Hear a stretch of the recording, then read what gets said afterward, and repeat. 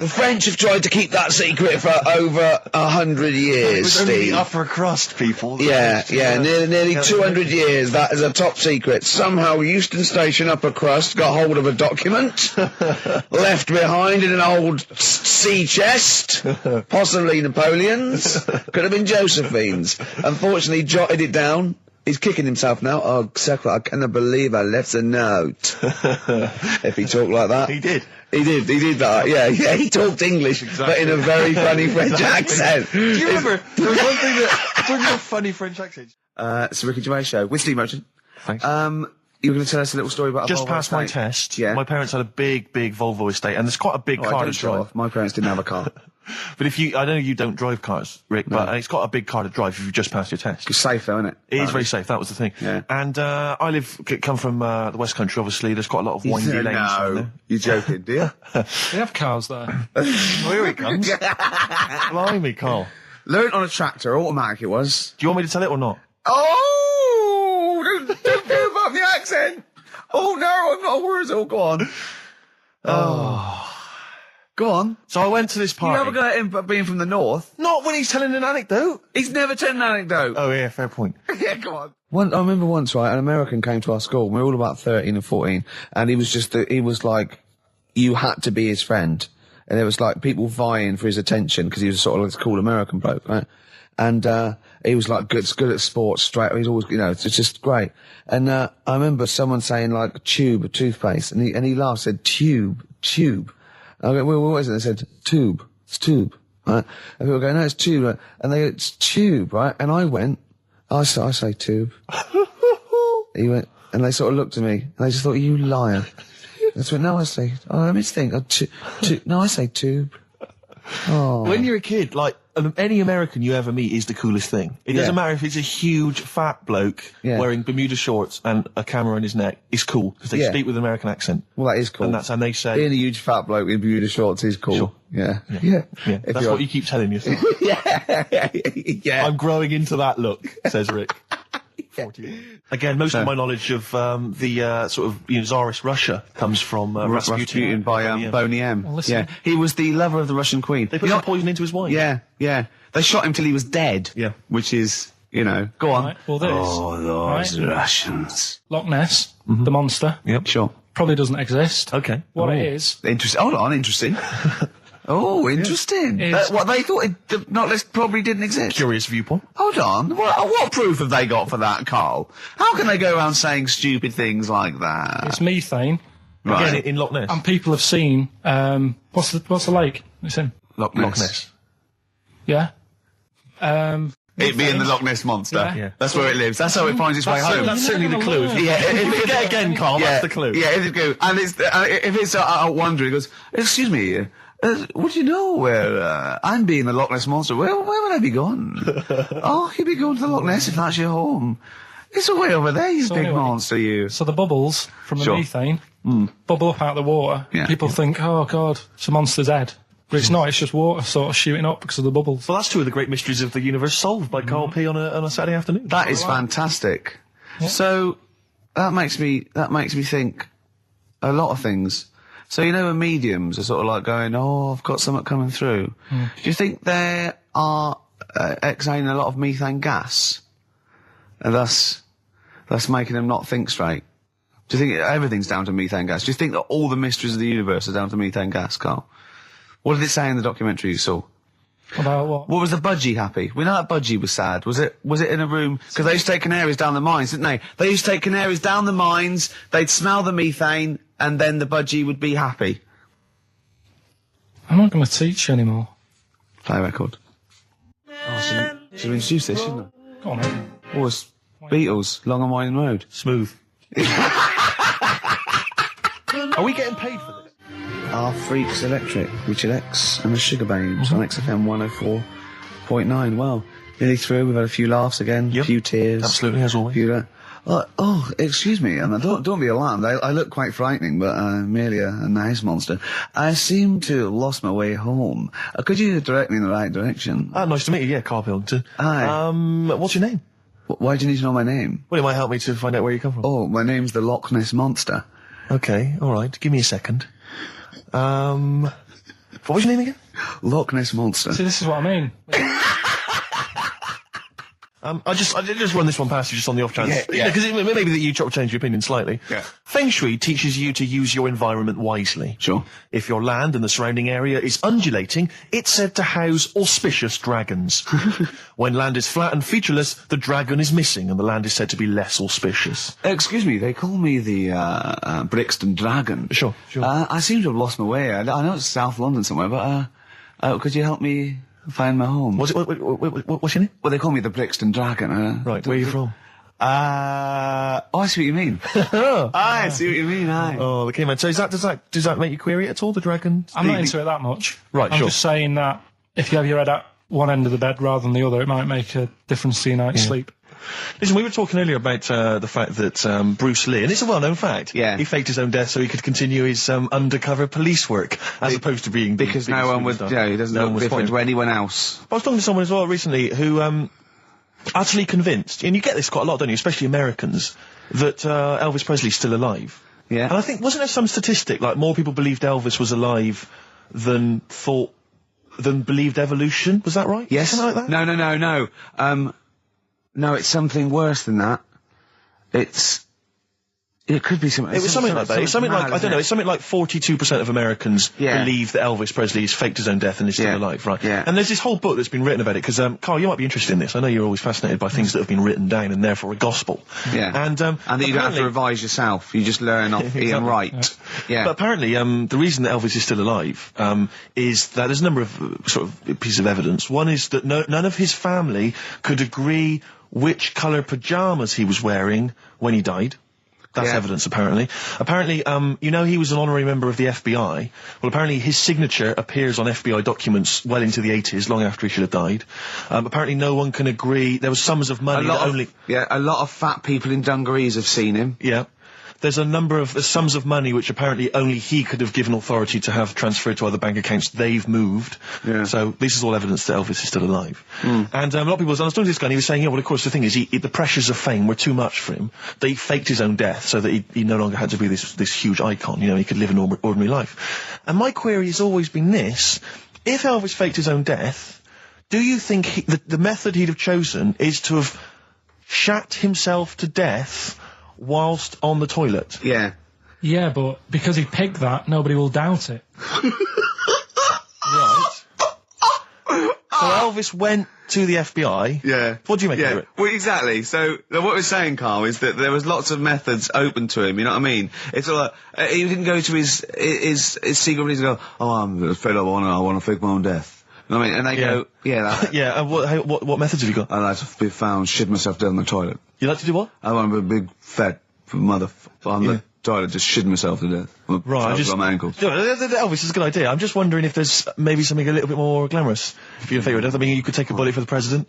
What? Shit all over him? Just shit? No, we know crap at all. No, you just take a bullet for him, or you could. There has to be shit involved. Why has it got to be? There has to be shit involved. Why has it got to be crap? I want it this way. Make it happen.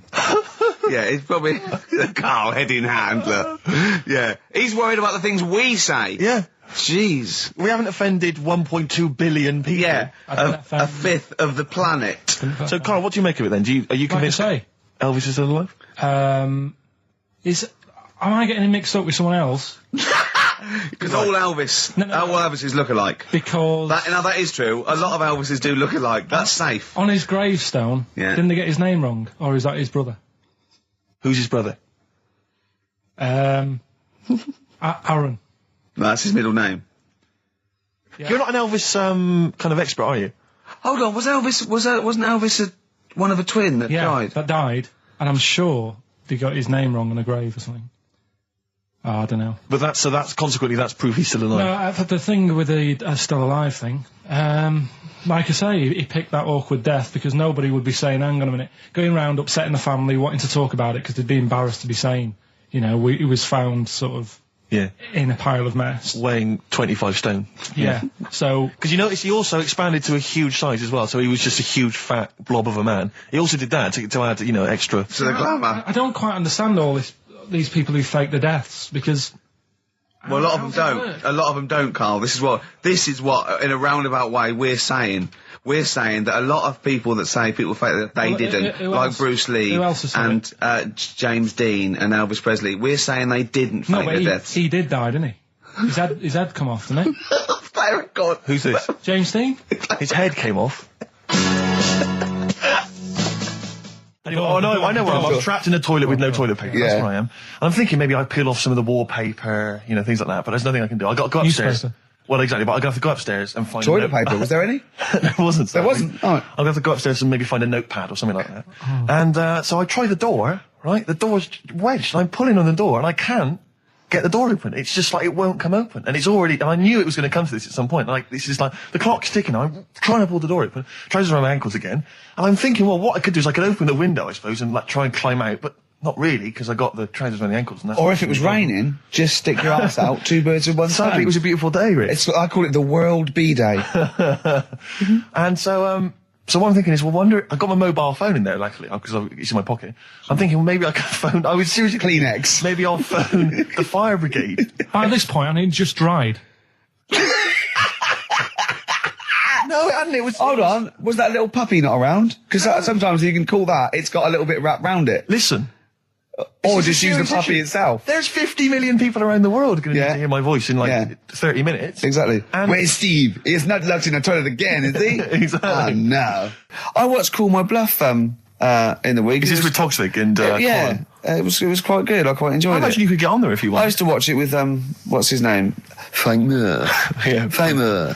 Yeah. Oh, that was great. You're brilliant impressions, because obviously while Bowie was playing, you were doing your infamous Bowie impression, which is the best one you do, actually. Well, that's just because Carl said, you know what? He said, I'd love to go out for a drink with David Bowie. Of all the people that come in here for sessions, I think he's really good at him. And I said, I think he'd like you as well. That's all. And I just went, hello, Carl. You're strange. You're alien. It interests me. Myself and Ian, I'd like to put you on the... Yeah, I just imagine you and Bowie in a pub somewhere. Isn't that pretty much the same impression you do when you do Ian Canfield? No. Ian Canfield's more like that. But not on air. On air, he's sort of like this sort of eloquent 40-year-old capital DJ. Yeah. But when you talk to him in the studio, he's slowly turning into Tommy Vance, isn't he? Mm. It's one of his pillars of rock, Canfield. He loves Vance, Lemmy, Diano. If we run out of material later in the show, which is likely. Yeah. Considering we're now talking about Ian we ran out of it at 1:05. Exactly. But could I maybe just sort of interview you as David Bowie? Yeah. In a sort of humorous sketch? Yeah, that would be fantastic. Maybe it could be the idea that what if, like, David Bowie was, a cab driver? What would he say? What was some of the funny things he would say? We saw that, what was that in when it said, Dead Ringers coming up? If you've ever wondered what, it would sound like... Dead Ringers is this impressionist show. They did it's on Radio 4 and they did a TV version. Yeah, I saw it. What did you make of it? Didn't like it. It was all right. No, it was just that the write-up in the Radio Times, Radio Times said, ever wondered what it would be like if Robbie Williams was singing George Formby? Or what would it be like if there was an animal hospital... was hosted by Anne Robinson. Yeah. Yeah. I have wondered. Were those two sketches on there last night? Yeah. Yeah. What were they like? You are the weakest dog skink. Or something? No, what was it? It was something like... They had to vote off an animal to die or something. It was something like that, yeah. It was This is flagging. Quick, do your Bowie again. Oh, come in here. Look, it's Tin Machine. Now let's play Changes. Hello, Iggy Pop, you nutter. Stop cutting your sound. Which one?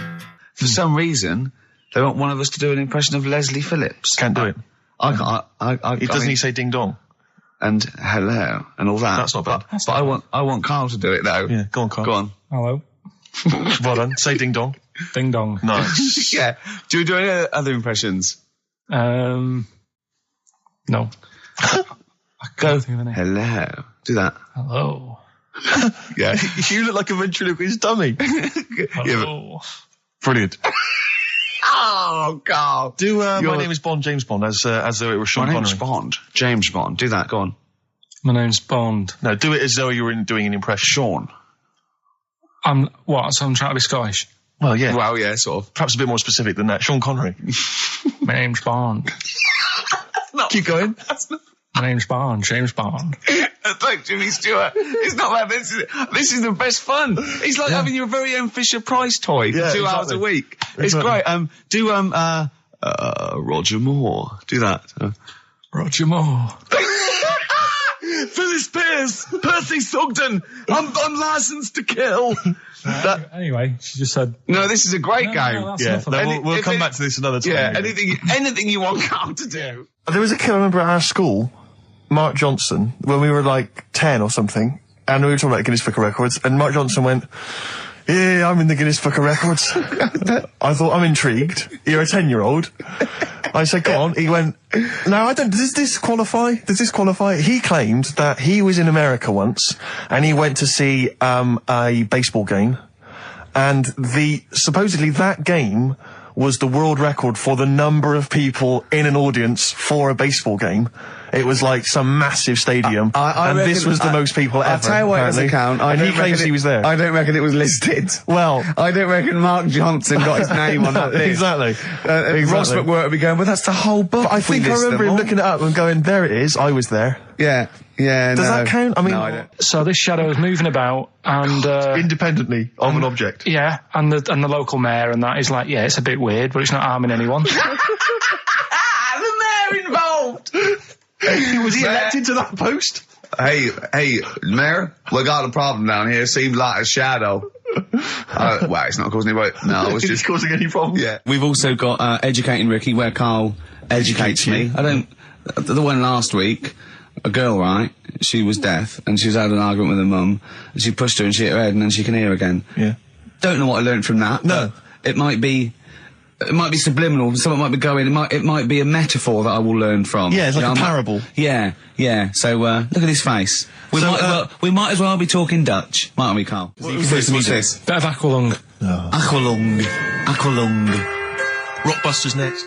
And the middle one was that Scottish fella's made an error. That was Mystique. Mystique. So, did anyone get that? Extraordinarily, almost all the people who emailed in. I'm beginning to think it's us then, because I was thinking mistake, I was thinking muck error and muck mistake, but mistake. Yeah. So, do you want to pick a winner? Yeah, I was going to give the prizes to Amy Massey, who's from Wiltshire, the West Country. Losers down there, probably as weird as you. Yeah. Carl is our sort of, I say producer, but he's the one that pressed the buttons because I was Dog's Body.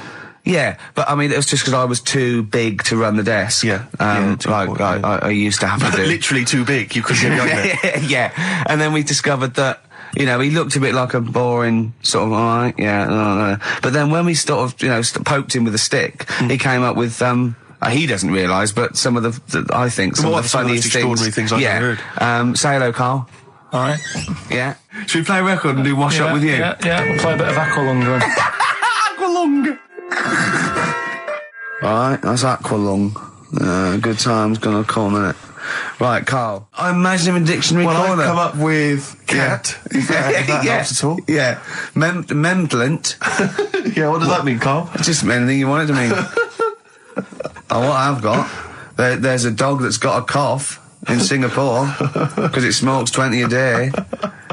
Right, what was it? It was, why don't they just get a diary or some paper or something to write on? Yeah. Because snappy. I couldn't think of a heading for it. It's basically, Go on. People who have tattoos, I've never understood it, right? That they have something put on their arm. Right, sorry. Have we started the educate? Is this part of it? Are you educating me? This is something that will be useful in my life that I didn't know about. Yeah. Go on then. No, it's just that they've got a machine out, right, that does tattoos. Tattoos. Well, because obviously Ricky doesn't travel on the tube anymore. He's too rich for that. I never did. I always thought it was beneath me. Sure, but I used to walk everywhere, didn't you? But I'm still forced to. Take the tube, and sat on the tube, and it pulled up, and outside the window, just happened to be on the station, was one of the posters with us. So I was kind of there, not realising it was behind me, and these big kind of fat German or maybe Bavarian guys. Well, they're in lederhosen eating sausages. Yes, they were. They're Bavarian. Yeah, they were. And I noticed one of them kind of looked at me, and then looked at the poster, then looked looked at me, just happened to say it, and wittered something to his friend in German. You know, I don't want to try and do an impression. That's freaking goggle-eye. Oh, whoa. I think that... No. But I know what you're thinking it means. It doesn't mean that. Right, okay. It means... What's a rough translation? Elegant boy. Right, okay, yeah. And so anyway, He pointed goggle-eye. He pointed out the poster and his That's mate... lanky piss and streak. and his mate burst into laughter. And then we pulled Well, they've got a great sense of humour, the Germans. Well, that's indeed. the thing. But we rumbled onto the next. We rumbled onto the next station, and the poster was in exactly the same place. And this time they tapped the shoulder of someone else on the train and pointed me out, and that person also laughed. An Italian? An Italian bloke, there was a French. Was there a bloke with a beret, a little moustache on the other side? Yeah. Was the United? Did you get on the United Nations Express? Just to, imagine that. Yeah, it was fake. See the freak. Look at this freaky goggle eye. Right, whereas I love the fact that before you were at least pretending to be speaking German. Now this is an Italian with an accent. It's just a guy speaking perfectly good English. Same. You've not even disguised the insult there. Oh dear. Oh, that'd be lovely. Try and insult me in other cod languages. You could bring Europe together if they just instead of Esperanto, that there was just one common language. The language of freaky goggle eye. I'll tell you what would bring Europe together is you maybe representing England on the Eurovision Song Contest. That would be great. With a self-penned tune. Should I do that? That would be magnificent. It's got to be worth thinking about. Just about everyone being the same. Yeah, like just about people being equal. Everyone, not everyone. and also mentioning the euro. Yeah. Just doing that. I like all different cheeses. Oh, je t'aime la musique pop. Yeah. La baby belle. Et le cheddar. I'm not a fluent French. Le grand fromage. Yeah. Oh, it'd be lovely, wouldn't it? And they'll all be there, all in their different. Well, every uniforms. line could be maybe in a different language. Yeah, and what would I wear? I'd wear sort of like a kilt. You'd wear a kilt, but you'd also have on your head one of those kind of big, what are they called? Those big furry hats that beefeaters or whatever wear. Or one of them. Is it kind of a busby or something? A busby? Yeah. Wear one of those, or maybe a kind of policeman's helmet, That'd be Bobby's good. helmet with the kilt. Yeah, you'd have the clogs. I'd wear the policeman's helmet under the kilt, so they just thought I was really enjoying the show. Yeah. Good idea. Hey? Excellent. I think we talked for about 3 minutes without having to mention some kind of genitalia. We should celebrate by playing one of my tunes of the year. Really? What one is it? U2 Electoral Storm. I know you're a big fan. I know you're a good big fan. choice. Well done. Cheers. Anyway, I didn't get around to getting drinks. Can't believe it. Can't believe it. Round to getting the Right, drinks. so I said, I'll pay for the cab. Right? Oh, what a lovely Christmas gift that is. Yeah, So, £2.50. I paid, it was like in £3 Manchester there, it is. £3 back. So £6 you spent on him? Well, no, I spent more. You see, that's what he said. He said, get the Bolton and back, can't he you, for that? said, you spent on me £6 for my birthday. I said, no, I haven't, because I gave the taxi driver a tip. I'm a little bit worried about his attitude as well. Because even if, that is a stingy present, but you don't say... Well, let's be honest, that's the worst Christmas gift ever, because, you're pretty bad, like we discussed in the past, but at least you spend a bit of money. Yeah. It's just thoughtless. Yeah. This is nothing. I know. You haven't given him any time. I would... And I knew my demographic. They loved it, my family. the They couldn't scratch believe card. their luck. Well, a tenner. You spent a tenner on him. Well, the cab fare was £6. But the thing is, I don't think he's saying that. I think it's the fact that this is like, frittering away and it's kind of thoughtless, isn't he would it? have loved to, I'm sure he would have been appreciative of a lovely £10 gift that you cared about and bought. A book he probably likes Fly Fishing, doesn't he, by J.R. Hartley. If you'd have bought that, he'd have gone, that's what I was looking for. Or what I was looking for, Carl. Bloody hell, Carl, you little bald twat. That's just what I wanted. So, alright, so just calm down. So what have you got planned for Christmas? Is this what, are you doing the same impression? Carl, excellent. You've paid me milk bill for this week. That were reet nice. I'm spent this year. So have you planned anything for Suzanne, or are you just... Yeah, I'm taking her out Christmas Day for something to eat. So, do we need them? Do we need them? And you should explain do we need them for those that don't like the show. Well, it's sort of education about animals and stuff, and if we need them. So, like, David Attenborough once said, you can get rid of people off the earth and it would carry on, there's no problems, but, get rid of a monkey and you could have problems on your hands. So Is that a direct quote from Attenborough's current autobiography? Something like that. I think so, yeah. So what I've done today, right? He always starts everything with, right, so then. Yeah, exactly. Yeah. So... And he always ends things, you got yourself all sorts of problems. Yeah. So that's that. That's done. That's coming up. Enjoy that. Enjoy that. I think I can just sum up the station, can't I, Steve, without just last I comment? think you're probably right. I just came in, I just went to the toilet there, and it's a disabled toilet that's close to it. So, you go there. I had a wee. I thought, oh, the thing doesn't work, didn't flush. I came back and I said, oh, the toilet doesn't work, doesn't flush. And, Carl went, no, you just stick your hand down and pull that wire up at the... Think of that. Put your hand in the water. I mean, just when cistern water. when David Bowie interviewed Zoe, there's toilet's not flush. He goes, all right, babe, just stick your hand down, pop the shit down the U-bend, and just wipe your hands on your pants. Thanks very much. I mean, sums up this station, doesn't it? Absolutely. Next week, we've had loads of suggestions, Carl, for your best bits. It's basically all your best bits. Me and Steve are largely irrelevant in the voting. Yeah. So, you can compile your best bits next week, and they'll be loving it. We had a request for the little Chinese fellow in his pants, a horse in the house, cutting your hair on the railway station. If you haven't heard those stories, what does that mean? The little Chinaman in your pants, you've got to be tuning in next week to find out what that is. The only thing is, the old horse in the house was in the last best of. Was it? Yeah. Well, that doesn't stop. What's his name? If you're one of those people that want to see these clips again, tune in. Oh, Is it long over Christmas? It'll be alright on the night 84. Yeah. Someone kill me. I think I'm going to live forever. Well, it's like we said before, who goes to the recording of one of those? There's people in the audience. Yeah. I don't even know why she even gave you that interview. When you start off with, trying to find out if I need you, what did you tell her to get her to talk to you? Just said I'm doing some research on stuff. Did she think you were a schoolboy or something? No, she just said, oh, all right. She said, how long will it go on? I said, not long, just like 5 minutes, have a quick chat. And she loved it, didn't she? She sounded happy to take part in that. So the fact I love the fact that you've got an expert and you suggest that she's going to be having sex with Noah. He's a good fella, so you're happy. She goes, yeah. Oh, I took Suzanne out for a walk, right? Yeah. Went round Covent Garden. Right. Past the place where it was on. The stage door was open, you snuck in. Well, I said Madness are alright. And because when you think about it, Madness songs are quite sort of musical anyway, aren't they? So you can't... They're quite musical. Do you know what I mean? They sort He of... means they're like a musical, like a musical. Knees Up Mother Brown. I thought it was alright, enjoyed it. Blur the musical would be good, wouldn't it? Blur the musical would be excellent. Yeah, little Cockney so Sparrow. what, you bought tickets there and then and just went in? Yeah. They're not selling, are they? It was fairly quiet because we only paid the lower price and we got upgraded for free. Nice. So You enjoyed it though, did you? I'd loved it. And would anyone like to come on stage with us? Yeah. The little bald fella. Yeah, go on, I'll give you a go. And what home are you from? Where are you? What are you doing tomorrow? Well, I'm going. No, you're coming here tomorrow. Come here tomorrow. Is he not doing well? That's a disappointment. I don't know. I mean, it was New Year's Day, so maybe that's why it was quiet. Carl, what have you got lined up for us as the producer? Right, well, Rockbusters. Been off this week again. Has he? Yeah. Another week off? Another week off, yeah. No, I didn't have a full week off. I had 3 days off because I was working all over Christmas. Yeah. And still didn't stop working, preparing stuff. You've got a nice load of prizes there that I've sorted out. I had to come in especially to sort that out. Yeah. Rockbusters. Did you rifle through the drawers at Capital Gold instead of down Yeah. Rockbusters, we're still doing that. Yeah, you're bigging it up. Yeah. He's bigging it up. Yeah, still doing that. We've got that. We talked a lot about hairy kids. We have discussed that a lot. I love the fact that Simon Sharma has never started a programme like that.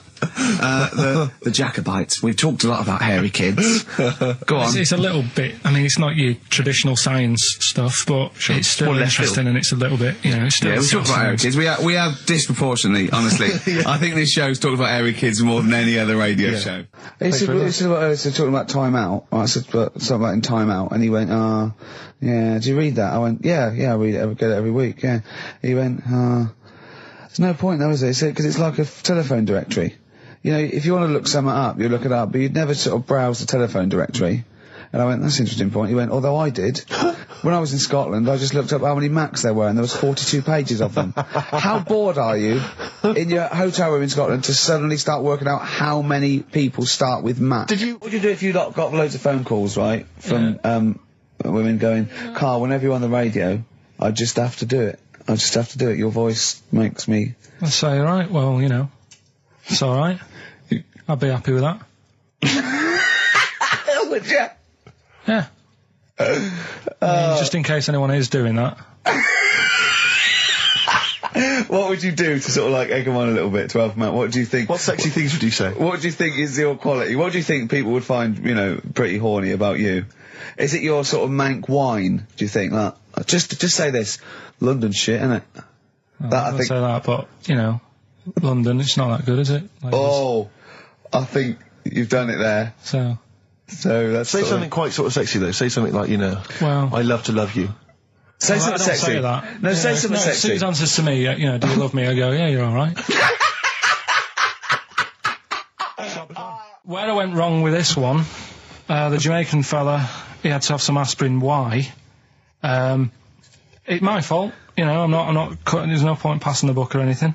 I said FD. A lot of people were saying Fred Durst, like forehead hurts, which is a good one. Yeah, which would have been as good as any of yours. But I made an error, so we'll roll it over. No. What is the answer? What is the answer? Over. Jamaican fella, what? Add some aspirin. Why do that? What's the thing? FP. FP. It was Frida Payne. Frida Payne. Frida Payne. Frida Payne. Frida Payne. That's awful. You've got to write these down next week. This is I'm right. sorry, You're the producer. I know, but I've had a busy week, haven't I? That's not an excuse. Have you not? The point of a rollover is you've got to add to it. That's the excitement. Yeah, there's a couple of albums that. Okay, well, there's also the Fools and Horses video with the free. I don't think I'm bloody jealous of that. I like that little yellow thing. It's a little. There's a little kind of model three-wheeled van. Rodney, you plonker. Oh, dear. What's that? This is what looks to be some kind of best of the stereo MCs. Don't call me a plonker, you wanker. The David Attenborough DVD collection. Oh, shit himself again. Oh, yeah, the big prize that we tried to give away then.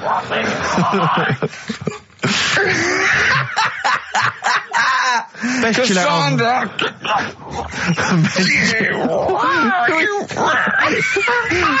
Who is that supposed to be an impression of? Which member of the cast is that? Is that Cheeky Dell? I don't know. Best chill out album ever, the best air guitar volume 2, and of course for all our fans, Doctor Who, The Aztecs. That's on DVD, and that's one of the William Hartnell Doctor Who. All right, that's the worst impression I've ever heard. That's brilliant. Right, then. Right, three cryptic stuff. Oh, come on. Right, Rodney, Three. I can't do it. No, come on! So yeah. I'll give you a little taster. We were having a pizza in a pizza establishment. When was it? Wednesday or Thursday? Yeah. And he was going, I'm a good organiser, I'm a good problem solver. Give me any scenario, right? Obviously he didn't say scenario. And I went, okay then, so you're the manager of this place, and there's a couple there, elderly couple, they're about 60. They've had a lovely meal. He went, yeah, right. I went, but the gentleman, he's got a little bit of a heart condition, he takes a pill after his meal, as he should, after meals. He's only taken Viagra. Oh. And now he's stuck in. Wedged in. It's gone, and it's stopping him getting out from the table. Yeah. So what would you do? He went, what? He's stuck in because of his dick. I went, yeah. He went, right. He said, I'd use the situation, I'd make cash. I said, you're not going anywhere, do you want a pudding? Entrepreneurial. Yeah. I like it, Carl. And he went, so that's that sorted, I've got the job on that. Next, I went, okay. You won't believe it. Next day, there's a little problem in the toilets. Two gay men were having sex and they got stuck in each other. Yeah. He went, right. I'd say, is it the same fella as yesterday with the Viagra? If so, why was he let in again? He was on the door. Yeah. I went, it's not. It's too different. He goes, right. Does his wife know he's cheating on him? Yeah. He went, right, I'd go down. I'd go, and then he went, I'd say this isn't a restaurant problem, call an ambulance. Strictly speaking, not a restaurant problem, no. But am I right? Huh? Am I right? Well, I don't know. Would you give me the job if say, like, you were the boss of that restaurant and you... Do you know what I like about this? At no point did he say, Gervais, why are you being so mental? Yeah. Why would someone get stuck because they took Viagra by mistake and two people get stuck in each other? But you've heard the stories from his past. That is a perfectly legitimate situation to find yourself in. You grew up in his part of What would you Manchester. do if there was two fellas with big heads and webbed feet and they had a horse in a... Well, what I'd do is... What would you do? What did you do when you first saw him? The dancing. Brilliant. Right. That's that solved. Brilliant. I wanted to be a dancer. After I did the boxing, right, I joined a dancing thing just near Man United's ground, right, called Twiggy's. Went along, I wanted to learn some moves. How old were you? Well, it was when Michael Jackson was, like, pretty big, so about 83, 84, 85, something like that, around there. Wanted to do it. When I went, it was shut, and I'd become like a warehouse for toilet rolls. So in a way, I wonder what would have happened. Sorry, how is that an anecdote about you going through dancing? You've told me before, you did boxing for a while, you did dancing for a while. You had a true fight in the boxing, you didn't even get in the... That's not an... Imagine if that was a film! This is a boy's dreams of becoming a dancer. Oh, it's shut. Next on. I mean, how is that a story? Yeah, that was Billy Elliot. Do you think it would have won quite as many awards? Yeah, brilliant. Footloose. All right? Yeah. I'm fed up, they banned it. Let's go, eyes shut. Splash dance. First, there was... it's a warehouse. Never mind. I'm just saying, you'll find something else. I think I got a go-kart after that. I bought a motorised go-kart and kept myself busy with that. So... There's always other things. Just think, Alan Bennett has to sit down and really sweat over his stories. Yeah. He just opens his mouth. You are a living Alan Bennett character. So that's solved. Well, Jay, don't worry about that. There's no emotional problems I can foresee if you follow that advice. So the advice there is do an arranged marriage. If she's not ugly. minging, she's not completely minging. Yeah. And don't worry about dancing. Get a go-kart. Cheers. Great. Keep your problems coming in. Badly drawn boy. Born Again on XFM 104.9. There we are then. Ricky Gervais with me, Steve Merchant and Karl Pilkington. Raring to go. He's a bit grumpy, Karl. Woken up at 8 o'clock. Because he's from the north. Yeah, because he's in London. Yeah. And London's rubbish, right, isn't it? Well, you can't even get a Band-Aid in London, can you? Or grouting. In Manchester, I could walk to the next shop and definitely get some Flash or maybe some Vim. You can't get it down here. You got to go to a trendy bistro, haven't you? Karl, why are you grumpy? I told you before, I'm just a little bit tired today. Because he had to get up. The builders next door woke him up. No. He's always going about his hours. Those builders probably got up at 6. Yeah, but to I get can there understand builders who get up early because they're building outside and they've got to get the job done before it gets dark. But he's working in someone's lounge. If it gets dark, put the light on. It's not a problem. So why is he starting work at like 7 o'clock in the morning? Well, because the builders get paid by the day. And if you get a builder there and go, I'll just do 11 till 3, he's not going to go, I'll tell you what, love, just give me 40 quid. I didn't do a whole day. It's a day's work, isn't it? So you want to get the most out of them, don't you? Plus, he probably wants to finish early so he can have a good night out. Yeah, it's a Saturday night, you know what I mean? He wants to... Yeah, he wants to get at least 15 pints in. And he was cheery, I bet he was whistling and, dancing around and tapping, so I don't know how you can be annoyed at that. And So the Iceman, why does that amaze you? What's like, ooh... Well, they found some part of our preserved past. It's interesting. Again, I'm amazed by anthropology and evolution. Yeah, it's just that line on its own like that. They found an Iceman is great, but then it went on, and it's going on about they've had to get different people involved to find out how old it was. Because first of all, the story started off right. An old fellow on holiday somewhere. Where did they find it? In Sweden or something? And he was walking in the hills. And he was walking? In the hills. In heels? Was he a transvestite? In the mountains. Oh, right. In the hills. Yeah. Yeah. So he's walking about and he sees this body in the snow and he thinks, oh. So he calls the police up and they come and have a look and he goes, oh yeah, it's probably a murder. So then they dig it up and find out he's got hold of a spear in his hand. Right, and he's dressed like Fred Flintstone. Yeah. Right. And they realise it's probably not a recent murder. Right. His knuckles are dragging on the floor. He's a Neanderthal man. They think, hang on, Karl Pilkington. But when they found out, hang on, it's an old thing. It's an old thing! Can it? If it was a murder recent, then you'd go, hang on, how did this happen? Who does he belong to? Yeah. But the chances are whoever murdered him is also dead. 5,000 years ago, probably. Yeah. So leave it. Just bury it. I don't think it's a murder investigation. No, but they are. It's not Quincy going, this was before my time. It's not a murder investigation. Yeah, just one thing bothers me, sir. Just one final thing. My wife loves you, but this guy. That's how they were Why treating would him. he have a spear and a leopard skin? I just can't. I can't get over this. What are you talking about? Ash, and sometimes on XFM 104.9, I'm looking at Gervais with me, Steve Merchant and Karl Pilkington. Right. We've got so much to get through. All right. London's shit, innit? Sorry, I shouldn't swear on air, my studio. Never swear on an on-air studio. Yeah. Apologies. Not really swearing, is it? I'll tell you what swearing is. Yeah, Graduate. You're going to play that again and give a winner. Give a winner. Well, let's hear it. So it's Karl Pilkington featuring in The Graduate. No, there's this lad who called Mark, right, who I used to go to school with, who used to call me that. And his mum, right, was like obsessed with cleaning. And I was never allowed in their flat. He makes the place look untidy. So she used to, I don't know if it was just me or all his mates, but I used to turn up and she goes, yeah, he is in, but you know what you've got to do? And I used to have to go round the side of his flat, and he had a computer, right, which I used to play. I didn't have one at that point, but he had one. And I used to have to go round the side of the flat and stand at his bedroom window with his window open, and I'd be sort of leaning in playing the game. You are joking. I'm not, his mum. You had the weirdest upbringing I've ever heard. The things you were willing to do. It's the strangest. What is this town like? No, I stopped going once Was it there got me always home. music? Right? There's the horse in the house there. Oh, look at these two kids with big heads and webbed feet. All right, Ronnie. All right, Reggie. What was it like? She was obsessed. It is like you've grown up in a cartoon made for children. Yeah. No, his mum was really obsessed with cleaning. When Can I play through his window?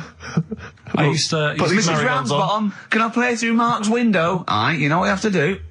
She used to be up till about 3 in the morning. Pilkington again. What do Have you washed your hands? What, up till 3 in the morning? She Washing? used to be up doing the tiles in the kitchen. Washing until 3 in the morning? It's at 3 in the morning. And for ages and ages, that's saying that out on the tiles, I used to think that came from, like, his mum. Because she was out, like, cleaning them late. So, till I was about 13, I thought that saying, out late, on the tiles, Yeah. was... And now you're not confused by anything. XFM 104.9, what do you want to know? Funny thing happened to me on the way here. Okay. Actually, it was about Wednesday or Thursday. I was walking along Charing Cross Road. I was on my way here, actually, to meet Karl for a drink.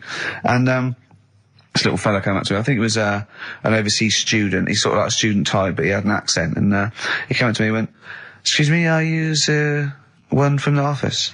And I went, yeah. He went, would you sign a script book of the office for me? I went, yeah, by all means, yeah. He went, can you come to the bookshop? And I went, what, you haven't got it on you?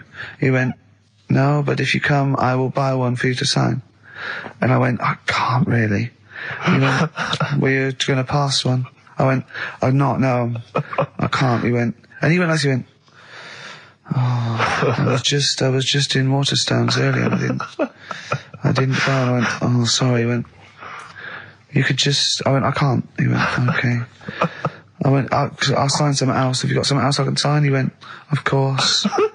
And I signed a pamphlet or a brochure or something for him. But I love the idea. Imagine me going with him and queuing up, and I'm in the queue. He's going, you're going, yeah, fine. Can you just hurry up? And he gets there, and his switch doesn't work, and he goes, can you lend me £10? Yeah. I mean, imagine that. I'm a little bit annoyed you didn't go with him, frankly, because that would have been a sale of our book, and I get a little cut from that. Well, behind him was Salman Rushdie. Going, can we hurry up? Because I shouldn't be out. Yeah. I'm getting a lot of funny looks. Now, a lot of them obviously doing good work. There was one fella, I think you'd have appreciated it, because I know you are very politically active, and I think this guy has really studied hard, and he's realised the best way to make his voice heard on the international political stage is to ride around on a tricycle wearing a jester's hat. He was really shaking up the bloody government. I wouldn't want to be George W. Bush about now. Not indeed. Once he sees that. Once he sees that guy. Imagine his aides rushing in and going, George W., look at this guy. Where's that? That's in London, England. Okay, call off the forces. Is that a large tricycle? Yeah. Is he wearing a nappy? Get me Colin Powell. Why'd you call him Colin, not Colin? It's the way he likes it. Don't about. Just call off the troops. There's a in a jester's hat. Call the troops off. Just bleep some of those bits.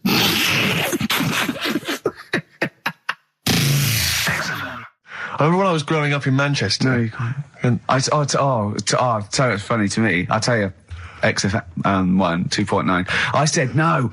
I saw a weird thing. I saw where in Leicester Square I was coming through China. I saw a hairy Chinese kid. No, I don't. It was weird because they're not usually hairy, are they? Did I tell you about me Auntie Flora? Is that supposed to be Manchester? Did I by as like? Did I tell thee about me Auntie Flora who shat herself for 3 hours once? Did I tell you? I don't. There was a woman born Carl, once. you have to phone us. We've got nothing. Oh God, he's so annoying. Little twat. Flaming Lips on XFM 104.9. Well, we got through it without Carl. I think so, yeah, I've enjoyed myself. Didn't mention him much, did we? No, I don't think so. Don't think we need him. I always quite enjoy it when he's absent, actually. I know, because we can have a nice chat as opposed to him just going, remember when I had Chinese hair and there were old woman eating her own legs It's and my just dad put a Forrest Gump in a wheelie bin. Yeah. Claire brings a certain kind of level of class to it, dare I say that, you know. She's inept in her own way. In her own way, yeah. I mean, there's no one, there's no one any good working there. I mean, no, I don't want to give you that. There's no like proper, the only proper DJ is probably Camfield. Do you remember once when we were talking about the A-Team and I was slagging it off on your show in the old XFM? Yeah. And I was going, I quite like the A-Team, but sometimes it's too far-fetched to enjoy without it being ironic or it being for kids. And I could hear fuming from outside. I could feel him going. He didn't know who to call. He wanted to call Vance or someone or Lemmy. He didn't know. Right? And then I said, and if you can't find the A-Team, they outwit the might of the FBI every single week. But an old woman who's having trouble with her landlord can find them. Yeah. And the door burst open, and Campy went, "That is because Hannibal sometimes disguises himself as an elderly Chinaman." And that was his explanation for the whole series. Yeah. Oh, that was for Camfield. That's lovely. That's for his 12th birthday, which is coming up very 13. soon. Oh, he's 13. Yeah. Teenager, Oh, he's gonna rock, Steve. Indeed. Kid. Oh, you'll have the Scottish widow coming round. Oh dear. What's her name, by the way? I heard you talking about that. That's Amanda Lamb. Amanda Lamb, who's in the Place in the Sun programme. Is she actually a widow? Is she a Scottish widow? Hoots, man, my husband's dead. Do you want any money and a bit of my clam? Brilliant. All right. That's the sort of quality you've missed out on today. Well, anyway, you're going to be back next week. We need you back next week.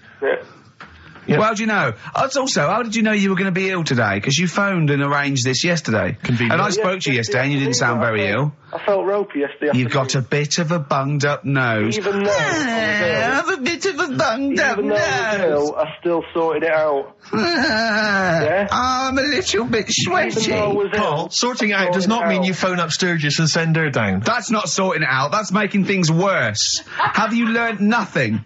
Thanks, Claire. If you're not part of the solution, you're part of the problem. Mate. Yeah. My leg's a little bit achy. Wearing wet jeans. I put wet jeans on again. My lasagna it was frozen. Think of that. A well-known phrase from the show, and it's hairy Chinese kid. Where would you There is no other radio show in the world.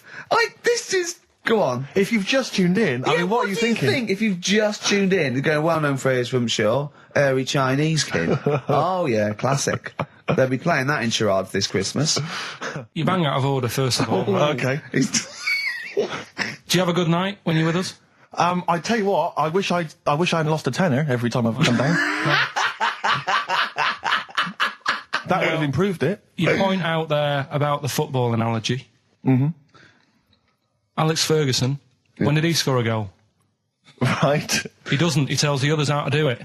Right? That's He my doesn't role. take in up it. one of the 11, though, does he? No, exactly. It's not like you can only field 10. Yeah. Because we only got 10 again. I want to be in the 11. Exactly. He's not running around in midfield, falling over. Yeah, shouting, oh, what have I told you? Yeah. No, well, you know, my mum and dad have sort of moved from Manchester. They've retired now in Wales. Oh, yeah. And it is... Look at his face, turning his nose up. No, but it is pretty depressing. Do you know what I mean? It's just one of them places that... it's like you go back in time and that when you go there. I mean, maybe the major cities there, maybe Cardiff is all right. What, even coming from Manchester, it's like going back in time? It's like one of them places that it feels like every day is Sunday. Do you know what I mean? It's just depressing and grey and slate Lots of everywhere. vickers walking around going, I'm late. Well, yeah, it is the sort of attitude they have, right? This is true because my mum and dad live there and that, right? And they love it. It's all right. It's an healthy place to go when you get older and that. But this is why they don't move on in Wales. Well, I'd just like to make another sorry to any Welsh people listening. We're not saying you don't move on. Carl is. No, but... Sorry about the little Chinese shoes again. The thing is, it's good that, in a way, that they do that, and they don't want to be, like, you know, rushing about everywhere, because the way London isn't that great either, is it? Because it's totally opposite here, right? Yeah. So I'm not having a go. It is a bit dull. I think even people who live there will agree with me, right? But, like, one of the shops that my mum and dad use, right, it's only a little sort of villagey type shop, can't be bothered staying open for hours and hours, right? Because there's not enough people who use the shop. Yeah. So what you do is, they get used to what you buy. And they leave it out. They put it in a phone box outside. They put it in a phone box? Yeah. So it doesn't get wet. So my dad's loving that. Well, Once he found that out, it was like, brilliant. But how is that about him? That's brilliant. Well, it's not for other people. It is for my dad, because he's picking up all sorts of stuff. Oh, no, he's not. Oh, yeah. He's not nicking other people's shopping. Well, it's not like nicking, is it? Because it's not theirs yet. Oh, and you've stitched him up on radio. Well, of course, because they're going to think, who is there in town with a Manc accent who keeps making phone calls and is getting fatter? Yeah. That's You've stitched him I right love up that. there, I Carl. love that your dad was excited when he found out. I can't believe that he's moved there. He's retired to this little village where it's based on trust and community, and he is abusing it. He's using his scally Manc ways. Bloody hell, Lakers. There's no bread again. There's old women going hungry. Yeah. Their cats aren't getting fed. And your father is just... that's obscene. That's obscene. Oh, I think it's Die Thief. That fella from Manchester. Come on, Monkey News. We'll play a song and we'll... No, do let's Monkey play News. song. Let's play song. Oh, it's a great track. Cheer up, Carl. Is it new? Is this Waiting for an Alibi with Thin Lizzy. What year Doesn't was have to it be new. It's brilliant. What year was it out? Oh, Einstein wasn't new when he came up with the greatest theory ever. Oh, hold on. Hey, hold on. You're not new. You're not new. So anyway, I found these things. Do you know what I mean? Yeah. So explain this again? Right, so I got back off holiday. The first job I found out I've got to do is work with Ricky for a voiceover. I do a regular thing. I do X-Ray magazine, but I'm allowed to make the script up. And they said I could, so I did. Right, so imagine this. Well, I know you, Rick, and I know you like to put a lot of work into these things. Yeah. You want to do a good job. So he rolls up, he says, let's do it then. He said, what's in the magazine? I said, well, here's a selection of stuff. This is what you've got to sell. He said, leave it with me. He goes into the little booth, and the first one he comes up with is this little advert for it, right? X-Ray magazine. It's out now. It's £3.50 May edition. Music of Tomorrow. Dandy Warhol's picture, and there's a free CD with all the Placebo and the Donners and Smog and Nightmares on Wax and Alpine All Stars. Only £3.50. It's out now. Buy it, innit? Have you got a sore throat there? Well, that's all right, isn't it? And he was going, you can't. I said, we are doing that. I've done one. That is it. That's it. So I persuaded him. He went, right, okay, we can possibly put that on XFM, right? I'll have to see, right? I wouldn't do it again. And he went, but you need one for Capital. He said, Right. Capital will know what I went, right, I'll do one more for Capital. Right. Because all the stations advertise the XFM magazine, right? So this is the one that he thought would be all right for them. Ooh, hello, you loonies in Radioland. Dr. Frog here to tell you about the new edition of X-Ray magazine. It's out now and it's only £3.50. You've not heard of it? It's a great music magazine. And you get a free CD featuring bands like Placebo, They Wear Makeup, but leave them alone, Gold Chain, Smog, OK Go, The Donners, and all great bands that you'll love to... Froggy here, hello. Bye. Ribbit, Froggy says bye it. Oh, well. So then, he says, that's it. It's good to see, is Dr. Frog still on there? He's still on Classic. I said, that isn't going to go out. They're not going to be happy with that. He said, you've had your money's worth, I'm going. Yeah. So I'm left with that. I then have to get the bosses in. And because I've let him go, in a way, it's my responsibility. Yeah. So I've obviously thought I've got what I need. I had to play them to the MD. What did he say? And justify... Well, I was sort of thinking if I laugh, he might go, well, I don't get it, but he finds it funny. Oh, brilliant. Well done. So I was laughing, he was sort of thinking, you know... Excellent. Is that it? Brilliant. When do they go out then? I think one of them's going out at the moment. Excellent. I think the first one's going out. Brilliant. Well, let's play a great track then. Is it Dr. Frog? Well, I'd like to see Dr. Frog feature maybe on our show more often. Okay. 104.9 XFM, Ricky Gervais, Steve Merchant, Karl Pilkington's pressing the buttons. Yeah. We're playing some great moments from the last 3 weeks. And some great records, Steve, from the last 2 weeks. That's true enough. Yeah. We're not actually here today. What are you up to today, Rick? It's 8 hours earlier, so this is about 2 o'clock probably. Mm-hmm. So it's about 6 o'clock in the morning. I'm still in bed, mate. I'm asleep in my hotel room. Now, where are you? We're in LA. Los Angeles. Yeah. City of Angels, Rick. Yeah. City of Angels. Yeah, and so that's what we do. We're doing stuff like that. That's why we're not here. We're not here next week either. So next week is the best of this week. All right, so here's the first bit. The reason you became King of the Universe, of course, is because of your fascinating French bread anecdote. Oh yeah. Come on the then. How did baguettes come about? If this is going to be someone cooked a loaf a bit wrong and said I can still make a sandwich out of it, I'm going to hit you. No. Go on then. Right. Napoleon, when he was at war and that with Russia. 1812, yeah. Yeah, all his soldiers were like, you know, not used to the cold weather and that. So they said, take some clothes in your bag with you because it's going to be nippy out there. So they put all the clothes in the bag. Sure. They were told, it's Napoleon, for Christ's sake. No room for any food. You're joking. So couldn't they make some sort of like sandwich? No, it wouldn't fit because of all the clothes. You had to take extra gear. Sure. So, anyway... I can see where this is going. I'll be honest. Is there a baguette-shaped gap left in their holdall? They thought, let's make some bread that you can fit down your trouser leg. What? That's not true! No, it's not! I read it in Euston train station. I was waiting to go back to Manchester. Where did you read What, this? scrawled on the wall in graffiti? Yeah. Do you know the Was it also meet me here for cock fun at 12 o'clock? The Upper Cross Sandwich Shop, Euston Station. It's on the wall. What do you mean it's on the wall? Do you know how it says, like, sail on at Dixon's, whatever? Yeah.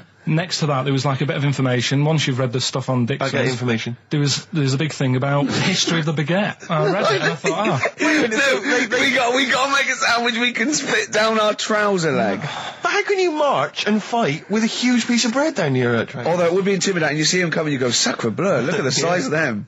They're big fellas. Well, blimey. I can't help but feel that could be a practical joke at your expense. Yeah. do that. Well, the Earl of Do you ever Sandwich... question anything you read? If it's printed up, is that, like, fact for you then? Well, it's not funny. I mean, if they were trying to be funny, it's like... it's not, is it? So it's information. Have you heard us? Things sometimes want to be funny when they're not. That's exactly what happened with the sandwich. The Earl of Sandwich wanted something he could fit down his pants. And it was those triangle cut sandwiches wrapped in cling film were perfect. You might be right.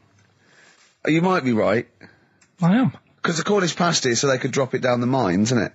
Is it? They wrapped it up they wrapped up like meat and vegetables in pastry, and they sort of crimped it, and it was like and they dropped it down the mine, so, yeah, that's how that came about. And bagels were originally made so that people could play hoopla, but then eat afterwards. I don't know if you're aware of that. That is true, Carl. Well, anyway. Call my bluff. Is that true? Yeah. They're all true. They're all true. Yeah. Tell your kids that when you have them. Yeah. You know, if they're still alive in a million years. Well, it might be true. Can someone confirm that baguette fact that it was so Napoleon could stick it down his trousers? Not him, his soldiers. His men. Yeah. Fascinating information. Fascinating bread information, Carl. Radiohead. Yeah, now this is my song for the lovers. It's a beautiful track. It's Let Down off OK Computer. It's one of my favourite Radiohead tracks. It's lovely. Right, set the tape going now if you want to tape these songs. And just remembered recently, actually, I was on a train coming back from hometown Bristol, and I was on the train, and this girl walks on, good-looking girl. I thought, hey up, largely empty carriage. I'm thinking, my luck's in, because I take every opportunity, Carl. That's the thing about me, I don't choose. She was a good-looking girl. She sat down. I thought she sat down right near me. I thought, brilliant. As this guy comes up behind her, and says, I think it's probably a boyfriend or something. Sits down next to her. And I listened in on the conversation, obviously, because I'm pretending to read. It was very clever. I read the same page for hours, so I was pretending to listen. I was listening, but pretending to read. And I realised that it's not her boyfriend or anything. It's just some guy she's met on the platform. And I'm thinking, brilliant. If she's the kind of girl who's just going to start talking to someone, on a platform, on a train, brilliant, I'm going to be in here. Because he was only going one stop. So I'm thinking, what's the worst that can happen? He'll nick off, I'll get chatting to her, and who knows, I could join the... is there a train equivalent? Foot High Club. The Foot High Club, brilliant. And so I'm excited, I'm listening in. And it turns out that they're both kind of graduates who've just finished university, or they're coming to their finals or something. And they're chatting away, and he's making a couple of witticisms, and she's kind of tittering at his jokes. I'm thinking, well, I'll tell you this, if she's laughing at this kind of material, I am going to blow her away, with my kind of anecdotes and wry observations, It was weak stuff, I got to be honest. Really? He was coming out with nothing. He was running on empty, as far as I'm concerned. Yeah. And she was loving it. So I'm thinking, brilliant, I'm going to be right in here. And then they get moving on to higher brow things, and I think she was going to study kind of Marxism or something like that, or communism, something. And she was asking him, by way of conversation, she was asking him what he knew about Marxism, And he was fumbling for his vague knowledge of it that he had in his life. And I'm just sat there thinking, come on, love, in any given capitalist environment, the proletariat will revolt against their oppression by the bourgeoisie, and after a brief period of socialist rule, emerge as a classist society governed by community cooperation. Well, if that sort of talk wouldn't get a woman hot, I don't know what you'd use then. If Marx and Engels is not going to get a woman sweaty down below, then nothing is. Then my name is You're not just Steve biding your time. Exactly. I'm just going to go in for the kill any minute. Yeah. So anyway, it comes to his stop. Right, he gets up. I'm thinking this is a piece of cake, and he gets off, and off he goes. He walks off, and I'm thinking brilliant. And I thought, I'll wait. I'll wait till the train's pulled away. I'm not going to leap in straight away. No. And he comes back along the carriage, and I'm thinking, hang on a minute. He goes, listen, do you mind if I give you my email address? Oh. Right, and if you want to get in touch, email me. I'm thinking, come on, you loser, get off now. Save your face, please, before it's too much. And she accepts the email address because she obviously doesn't want to hurt his feelings, whatever. I'm thinking, fair enough. She's a good woman. I'm liking her. I'm loving her. I'm thinking that's my kind of girl. So anyway, he gets off. I'm sat there, the train pulls away. I'm thinking, I'll wait a few minutes, I'll just, give it some time. Her phone rings. It's her friend on the phone. And she starts saying, and I was listening in, and she was going, just met a guy on the train. I'm thinking, that's true enough. She goes, he was a good-looking guy. I thought, you're having a laugh, love. To be honest. Because I was looking at him, and she said to her friend, he looks a bit like tennis player Boris Becker. I thought, you should be so lucky, frankly, because I saw him. He had awful facial hair, if that's what makes him look like Boris Becker. Terrible little goatee beard. It was laughable. I thought, I don't know. And then she goes the thing, and she's like, I met him, we got chatting and stuff, and she was going, it's not often that you meet someone, generally in life, who's, kind of thoughtful and intelligent and funny. I thought to myself, I'm not even going to waste my time with you, love. Frankly, if that's what you thought of him.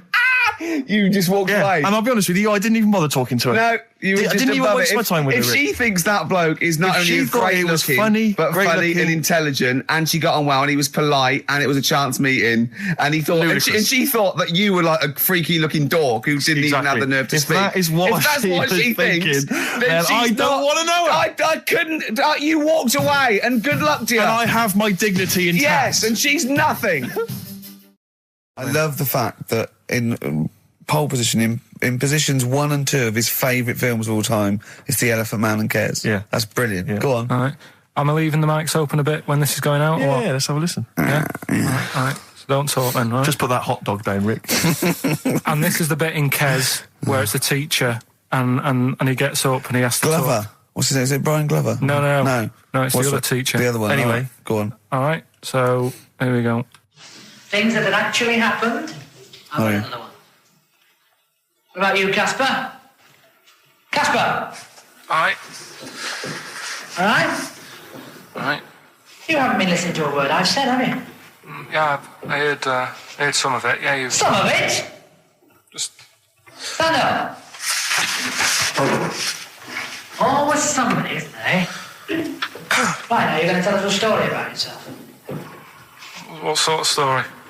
I want you to think of an incident that's happened to you sometime in the past that is true and that you think will interest the rest of the class. All right? Right. What about I work on a radio show at the weekend.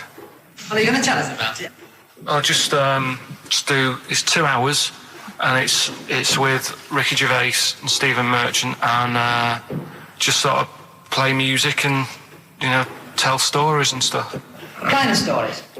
Well, whatever. Like last week, it was science. We were talking about this lad who was growing a knob on his arm. So it's weird. It's tricky, sir, because like with Ricky, he gets bored quick and he won't listen to the stories, and he'll start squeezing my head. All right. I'm not interested in what he does. But that isn't normal, is it, sir? That. I mean, it sure is a bit gay. Is he?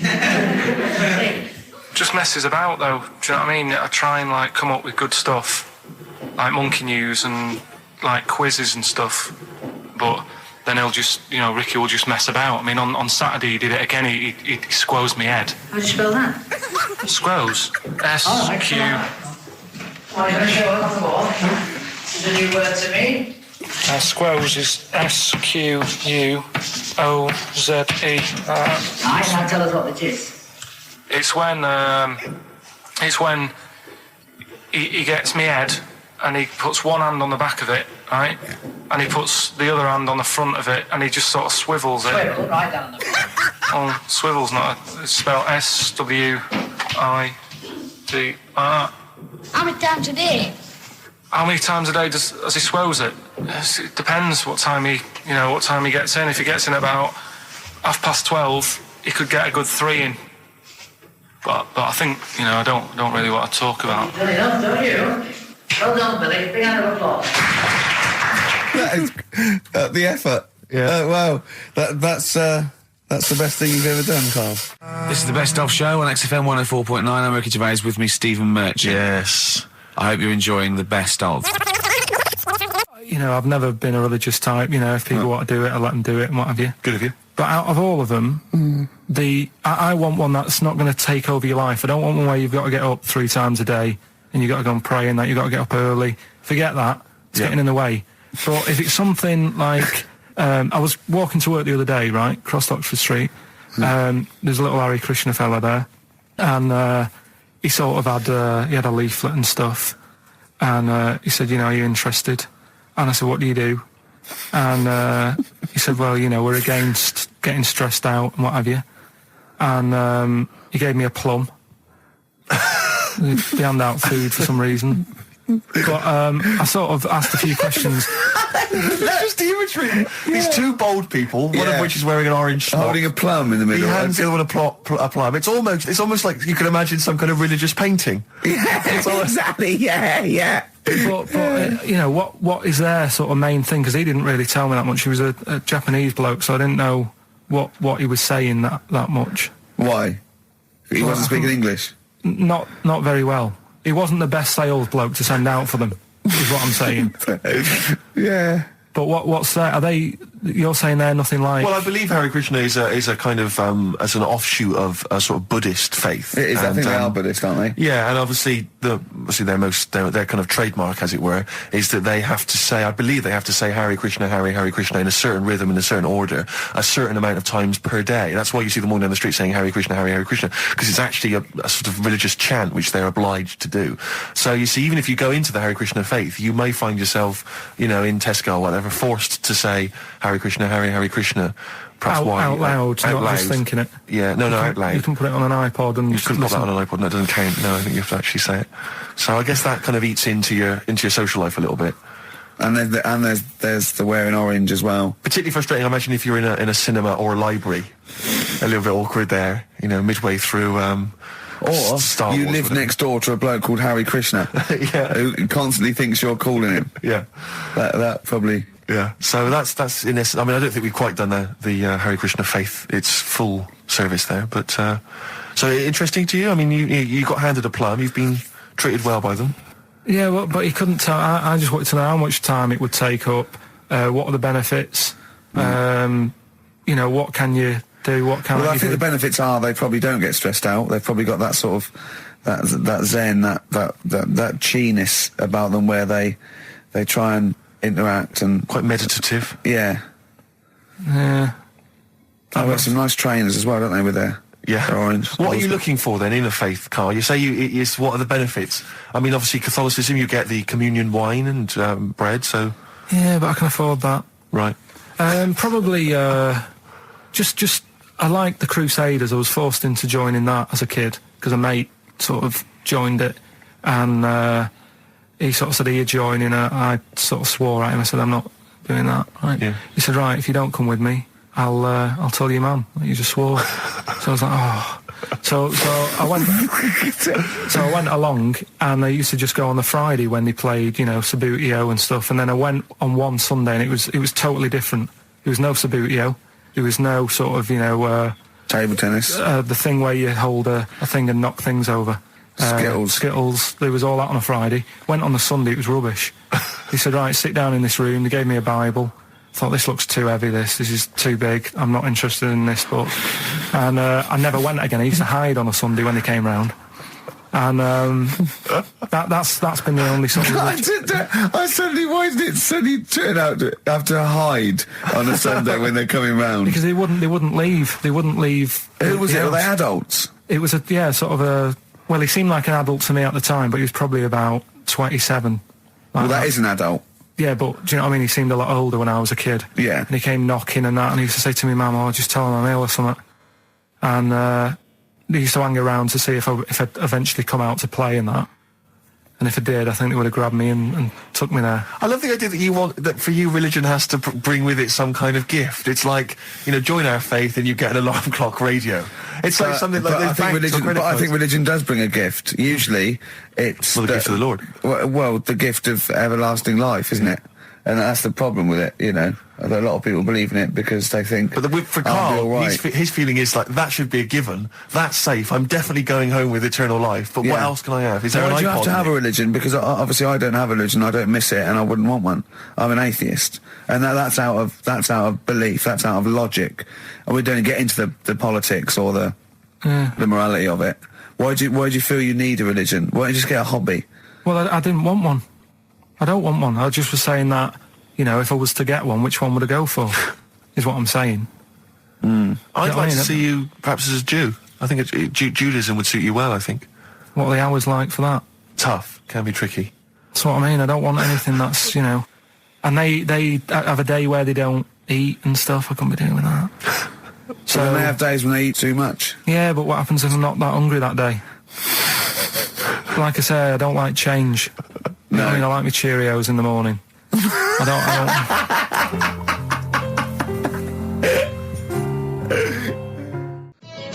Avalanches, Frontier Psychiatrists. Absolutely. Well, we've had lots of emails. People, obviously, we inflamed and provoked Well, about actually, I have to say, the Cornish pasty. I've got a couple of amendments to that. The crusty bit, you know, is actually as a handle, because obviously the miners had dirty hands, and they'd eat all the stuff in the pasty, and they'd be left with this sort of crust, and they could throw that away. Also, someone told us that at one end was an apple, so you have a little sweet as well. Your dessert. So, there you go. You noticed how, like, over the years we've been doing this, you know, way back when we started XFM, no one ever contributes when we ask about the music, when we ask about hip-hop, or their, you know, opinions on that, anything important. But start talking about pasties, we've had about 5 phone calls. Yeah. And someone phoned up to confirm. They used to work for Upper Crust, and basically Carl got all excited. So it is true. Well, I don't know if it's true. I've read the same sign you did, Carl. Interestingly, there's an email here that says, which basically offers a history of the baguette, and talks about after the revolution, the government decreed that all of France must eat the same bread. and it was up to the bakers to bake this bread of equality. And then Napoleon kind of made sure it was a particular. He kind of set in.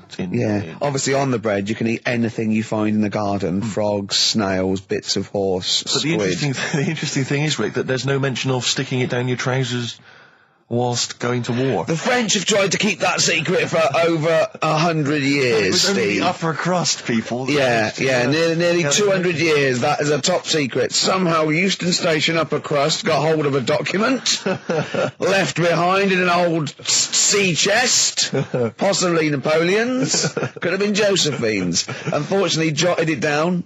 He's kicking himself now. Oh, Secret, I cannot believe I left a note. If he talked like that. He did. He did that. Yeah, he talked English, but in a very funny French accent. Do you remember, there was one thing that, talking about funny French accents, you remember Allo Allo? Yeah. Remember, it was on about 5 o'clock in the afternoon, but they still meant, because it was a funny Frenchman, it was that English guy who was posing as a French police officer. It's very complicated He would often walk by, and I remember there was one where he said, I was pissing by the door when I heard a shit.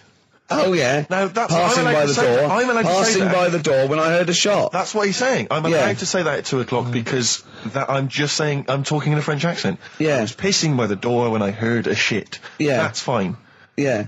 Because I'm speaking French, Carl. Do you know what I mean? That's the rule. I'll tell you something I do know. Go on. Right. But I can't really get a question out of it. Go on. Just tell us. There's a shadow somewhere. It's already good, isn't it? I'm loving it already. No, right. There's a shadow. I think it was in America. Yeah. And it's on a quiet road.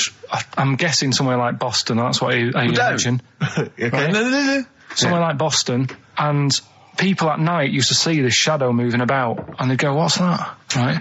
And it got known, the town, the little local town got known for this shadow, but it didn't cause any problems. What are you talking about? Well, it was Just you lost me. What are you talking about? Do you know, like, some places get famous, like Scotland's got the Loch Ness Monster and that, but it doesn't cause any. Yeah. But it doesn't cause any problems. It does exist. Go on. Right. So there's this shadow walking about on the road. What do you mean? No, what's he again? Rubbish. Right. So he's walking Nonsense. about. Where did you read this? Where did you see He's walking this? about. This was on the internet, and I'm sure. Sorry, sorry. Right. I thought it was shite. I didn't know it was on the internet. Right. So this shadow is moving about, and Independently of an object. yeah, and the local mayor and that is like, yeah, it's a bit weird, but it's not harming anyone. The mayor involved. Was he elected to that post? Hey, Mayor, we got a problem down here. Seems like a shadow. Well, it's not causing any. No, it's just causing any problems. Yeah, go on. But that's the thing. It was left for years, and then it did start causing problems. I see, that's it. If you leave these shadows to go unchecked, Rick, they go crazy. Yeah. You let them run amok in the city. Yeah. You've got to stand What down did it do? on What did it Roman do? shadows. What did the shadow do? It was pushing people off the bikes. It was what? It was pushing people off the bikes. Oh, I'll find out more for that next week. Right, that'll tease oh, them. you're a maniac. We'll do more on that. We haven't had time for Please educating. never have children. Right, listen. You are Just promise me now you'll never have kids. Like I said to you, though, the reason I did this was to get that kitchen. Right? Now, Brilliant. as we speak now, right, Builder's in the flat. He's been annoying me. Of course he has. Of course he has. What's he been doing? When he turned up on Monday, right? Yeah. Wanders in, and the first thing he says to me is, said, the pub across the road, is it any good? I said, well, it doesn't matter, does it? You're working on the kitchen. Think of saying that to a builder. Probably making conversation. Probably meant, do they do a toasted sandwich? Because I've got a half-hour lunch break. Not an hour, like Karl Pilkington. So I'll probably go and get a nice, cheese and tomato sandwich. Is that genuinely what you said to him? Yeah. The first thing you Yeah, said so to him? Suzanne had a go at me saying, why have you said that? He hasn't even started on it yet. I cannot believe that. You're unbelievable, Carl. And you say it's us that are rude, crass, I wasn't being thoughtless. rude. I just was letting him know. Do you know what I mean? I know what He they're up knows to. what he was there for. He had it down on his little docket. Do the kitchen this week. He didn't come there and go, what did I come out for? Was it to go to the pub for a week? Why am I wearing these overalls? Yeah. Who's the little bald mank twat insulting me? Let me just check. Let me call the head office. I wasn't having a go, though. I mean, they should have finished it yesterday, and they're there now, right, Yeah. on their own. And what annoyed me is they turned up late today. Hold on, Carl. I've just realised something. They're probably listening to the radio. This, I assume, tuned to XFM, isn't it, in your kitchen? Yeah, but they don't know it's me, do they? Do you know what I mean? No. They'd go, he's got a whiny mank voice as well. So's the bloke who owns this place. And the bloke who owns this place, when I said, what's that pub like across the road, said, well, you won't be bothering that. He's working on this. No, he won't be able to put two and two together, will he? You've suddenly, the penny's dropped, doesn't it? You've suddenly realised. Look at his face! Yeah. He's suddenly realised they might know it's him. And they could be listening, and they're going to clean you out, mate. Oh, if you are the builder working in, where is it? I won't say the address, but it's... Central London, isn't it? Yeah. Go mental. Have whatever you want. Opposite that pub that you like, He'll probably be in there now, so he won't be listening. Or insulting a British workman. He should have been in today. Mental. He should have been at 8 this morning, which annoyed me anyway. Why, I really don't understand why they've got to start so early, right? Yeah. But he said he'll be there for 8, turned up at 9:30, right? Wanders in, and what annoys me is, he could have left all this downstairs. He had a paper under his arm, one of those crossword books, and a pot noodle. Now, I'm not being funny, but most of them take quite a bit of time. A crossword book, he's not happy with just the one that's in the paper. If you're listening, if you are the builder that's listening now, doing Carl's flat, what about pissing in the laundry basket? Okay, 104.9, Ricky Gervais, Steve Merchant. We're not actually here. It's the best of. Look at his face. It was really light, right? We've had the parrot, right? These are things that I found the parrot. Right, I've told you about the dog in the car wash. Right, you didn't tell me about that. You said there's a car wash for a dog. That's all you told me. Yeah, the parrot, you said there's a parrot. What? It's a problem at funerals. Yeah. That's nothing. That's nothing. Do you understand? And they used to eat cats. What else have we got? There's an elephant in India with sore feet. Why? There's an elephant in India with sore feet. No, I'm interested. Why? Tap dancing? Why? So, I didn't write that He's trying to break Roy Castle's record. He's still going. Go on, what is it? Think. It's an elephant, and it was really old. It was about 76. Right. And it had sore feet, because it's old, and they don't make stair lifts that big, do they? Roads are bad and that. Yeah, go on. They said, what are we going to do? And the town was like, we're used to seeing it around, it's part of the thing, we don't want it to have sore feet. Yeah. So they got some slippers made for it. And it had like a picture of the elephant looking happy wearing some slippers. I love Carl, his world. Think of it. Where did you see this picture? That was on the internet. Right. That's a lesson, though, for any elephants listening. Don't wear stilettos to work every day, because you can do your feet in. So that don't elephants have really bad memories? No, they have really good memories. Oh, do they? Yeah. Oh, well, that's good then. No, I just thought they'd forget where they put them. I thought there was something about elephants having bad memories and that. It goes on, where's my slippers? Yeah. I'm sure I left them by the test. So sorry, there's an elephant walking around wearing slippers? Yeah, that's in India. What kind of slippers? Those sort of old man ones with the sort of checkered round design. ones, I imagine. Yeah. Big round ones. There was that going on. And is it happening? Is it happier? I mean, does it feel more satisfying? It looked it. Did it look? How can you tell for elephants, please? What else is there? There was a woman who's had a breast insured for 150 grand. Right. Okay. Any more information there? What? Third party fire and theft? Don't know. It had a picture of her with them out. I just thought, he should get them covered. Oh. He's done another real joke. Brilliant. That's a proper joke. He's done. Look at his little face. He smiles. I'd like to see you on one of the sort of TV panel games. If they could bring back sort of celebrity squares, he'd be amazing as the centre square. Oh, that would be incredible. Or on that countdown in Dictionary Corner. I imagine him in Dictionary Corner. I've come up with cat. If that helps at all. Yeah. Memblent. Yeah, what does that mean, Carl? Just anything you want it to mean. What I've got, there's a dog that's got a cough in Singapore because it smokes 20 a day. Right, okay, another one. No, it's the last one in it, so we'll save it. The last one we've got is... Last week when I did Do We Need 'Em, do you know when I called up one of the museums in a science museum? Yeah, are you talking to me? Yeah, I'm just saying, I wanted to tell you before when the song was on, but you're so busy listening to it. Yeah, was I so busy listening to a song I was playing?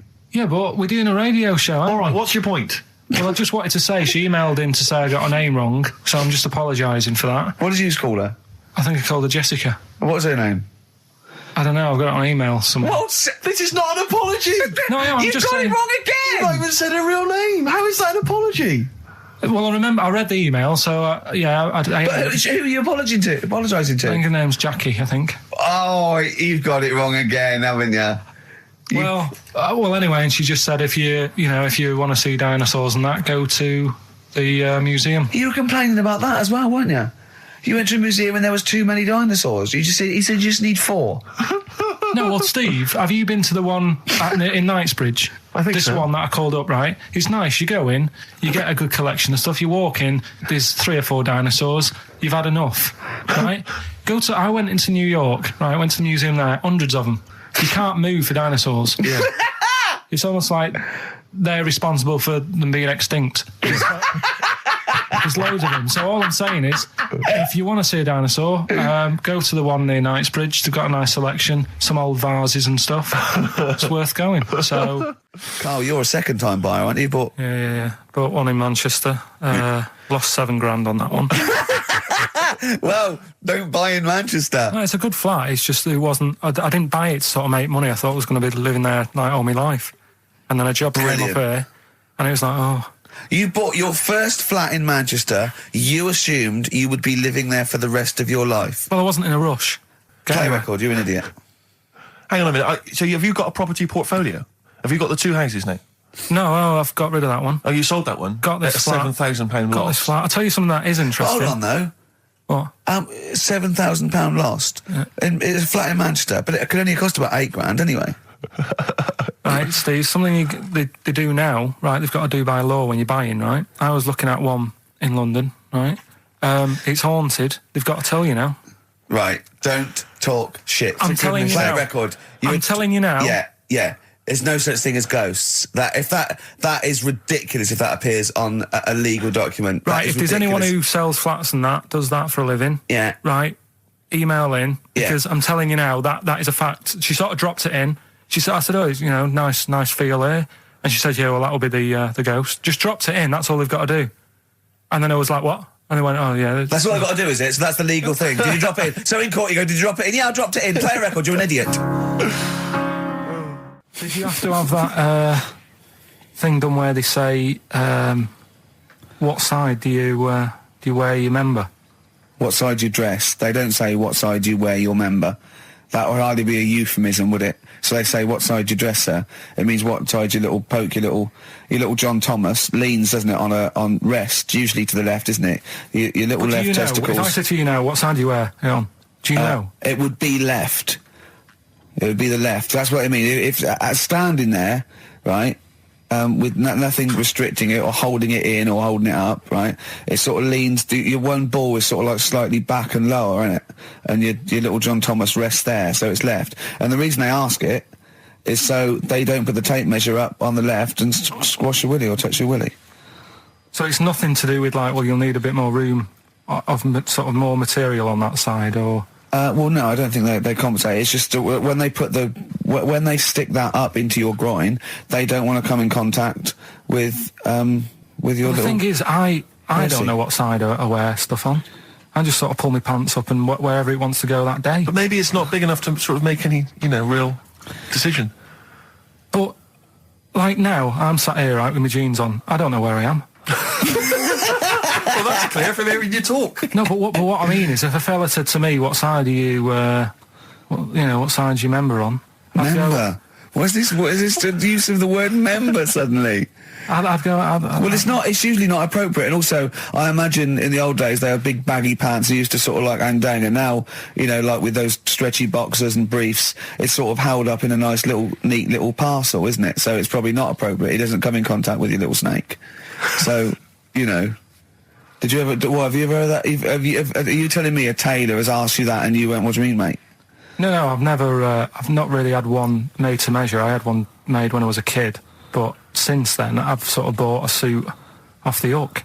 But when you were saying about buying a suit, I know that question sort of crops up, and I don't know what the answer is. It just annoys me the way I don't know. There's no surprises anymore.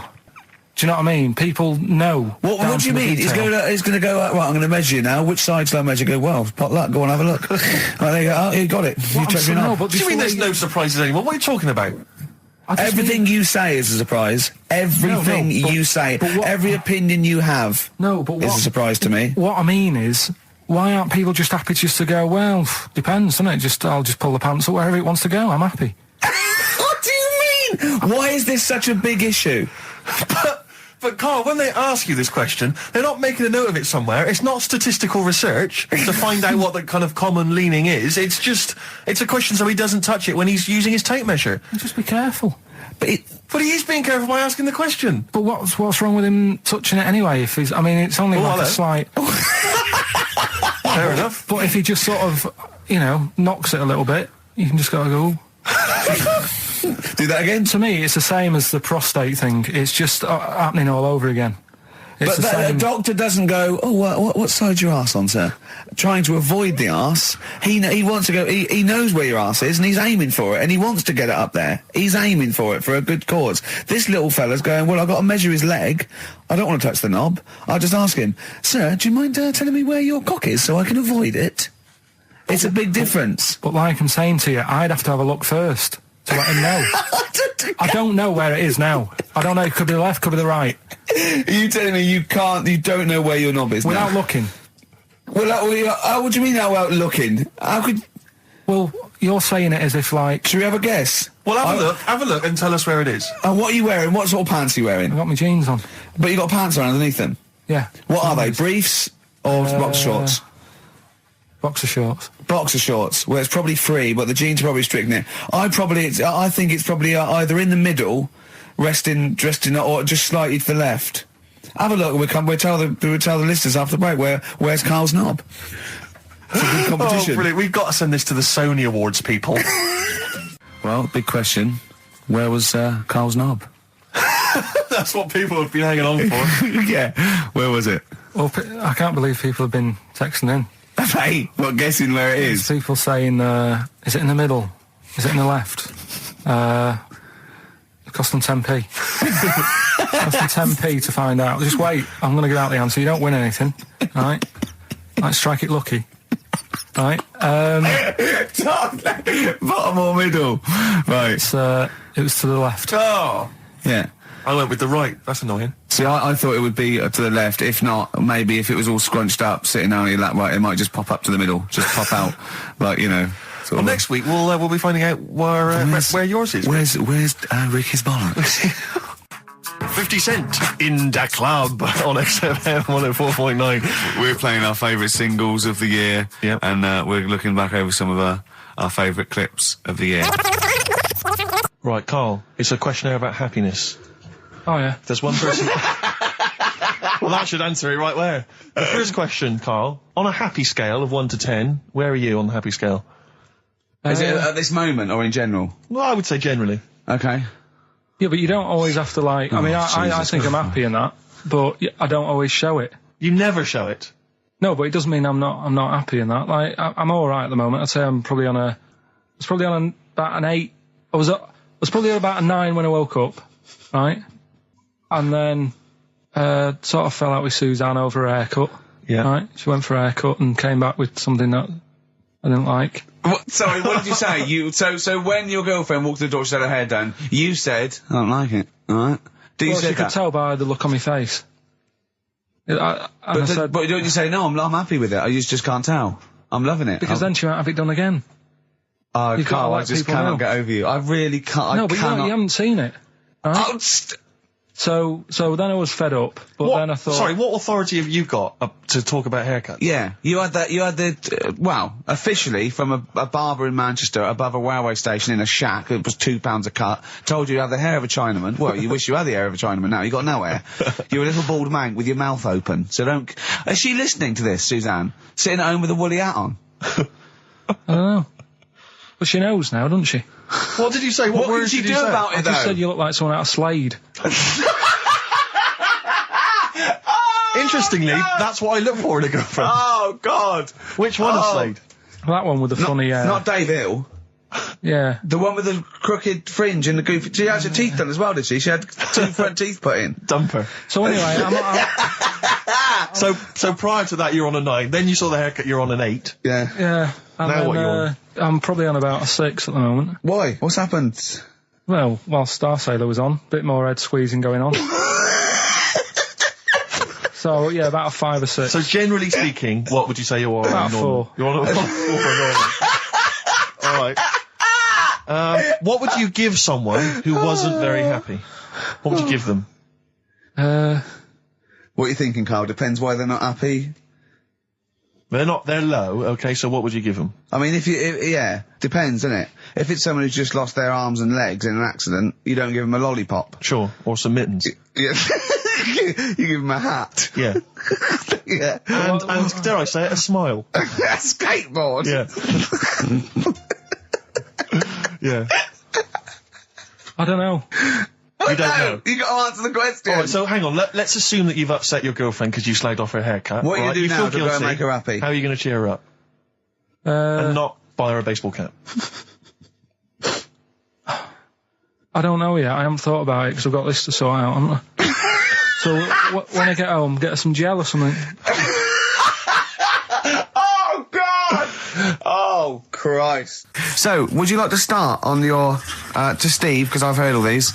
Well, we won't do them all. Well, we'll start off with the Mr. Freeze. Tell Steve the story of Mr. Freeze. This is the first time he nearly died. This is the most serious of the lot, really. So, what it was, do you know, like, don't know if your mum and dad did the same thing, but, like, they do the weekly shopping on like, a Friday.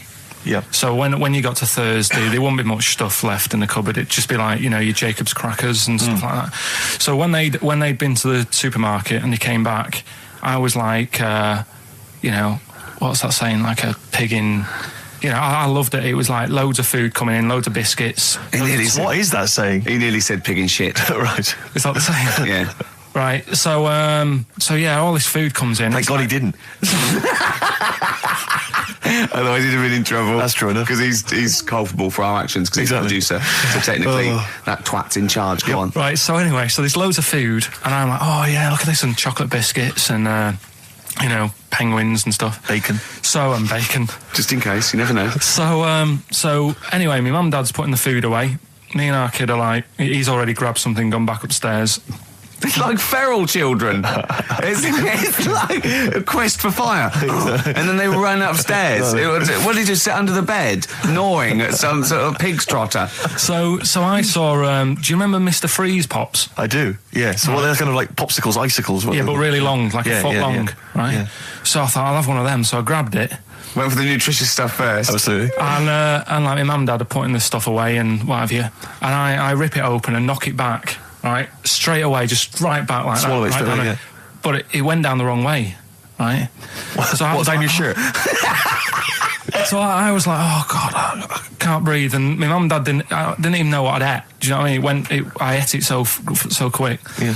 And I'm sort of tapping my mum on the back, going, and she's going, oh God, you know, he's choking again, because I was always choking. If it was one thing, I don't know if I've got like a small throat, but I mean, even Ricky knows I can't drink that much, can I? Yeah. Do you know, or eat pebbles. I'm not a quick drinker. I'd always, I think I'm scared of like swallowing stuff. Yeah. And it was like bottle tops and mint imperials and stuff. I was always choking on stuff. Oh, jeez. So anyway, she's going, oh God, what's he picked up on it now? Drop it. So, hit his nose with a stick. So I was going, I'm choking. At this point, my dad had I think he'd put his share away, you know, his food away, and he'd gone. His share, I love it. Yeah. He'd gone to watch like Winner Takes All or whatever in a lounge, and I was in the kitchen, and I was starting to I didn't care anymore. Do you know what I mean? I just got to that point where I wasn't struggling anymore. You just thought, I'm done for. I just was falling to the ground. And my mum's going, you know, get in here, I think it's serious. And my dad comes in and sort of starts shouting at me, saying that's what you get for being greedy. He didn't even know what I'd eaten. Well, it was the moment to teach you a lesson, certainly. So he's there like that, and my mum's going, oh, look at him, and my lips were going purple, and my eyes were rolling into the back of my head. You look like Marilyn Manson. And so anyway, she grabbed me from behind and did that fireman thing. The Heimlich manoeuvre. Yeah.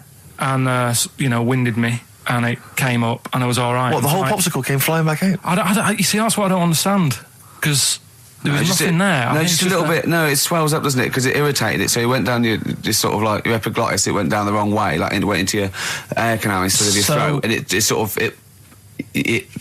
of spasms, and that's the fear. You just got to calm it down and relax. So in time, I would have been all right. Yeah, anyway. you don't. Well, no, you might have. So that's so that's hang on. one. No. But the weird thing is, for 3 days after that, I felt like a sort of a special person. I went to school. Oh, what's that? I'm saying nothing. I did full days. A special needs person. Yeah. I went to school the next 3 days after that. I didn't like wag it or anything. I did full days. I love that. 3 days, turn over a leaf. Exactly. After 3 days, you thought, screw it. Yeah, Well, did a quick history exam. Right, next one. weird. That's popsicle. That's popsicle hell, we'll call that. So we're looking into animals that we get rid of. I've spoken to someone about snails. I've spoken to someone about jellyfish and that. And looking at cockroaches today. She's an expert. She's just not just some random person. No, she works in a museum, a good museum. I said I'd give it a plug. It's the one near Knightsbridge. It's got dinosaurs and that in it. It's worth seeing. And this Natural is History her. Museum. Yeah. So, It's not sure. He's not sure. this is what happened.